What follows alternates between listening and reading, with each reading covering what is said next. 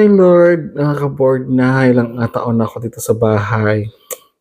Mayaya nga itong ka-teammate kong maglabas, lumabas, or mag-banding-banding naman kami. Let's call him.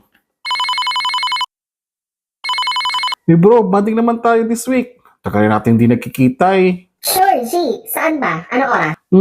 4 p.m. Starbucks. Medyo matraffic ang oras na yan. Pwede bang mas malapit sa akin? Bakit? Saan ka ba? Cavite ako. Oh, QC ako eh. Layo mo rin pala. SMO1 na lang kaya. Grabe mo Hello, taga-QC ako.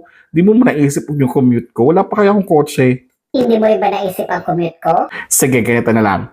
6 p.m. na lang para di traffic. Hindi na ako pwede sa gabi, bro. Dami kong task sa gabi. Ay, oo nga, same din. Madami rin akong tasks sa gabi. How about weekend na lang? Ay, hindi rin ako pwede pag weekend. Family day ko yun. Monday next week. May reports naman ako that day. Paano ba yan? Gusto pa naman kita magka-coffee banding Ako din, talaga. gusto ko din naman. Pero sige, ganito na lang. Virtual coffee banding na lang tayo. Bukas. G? Sure. Gay. Google Meet na lang tayo, bro. Yeah.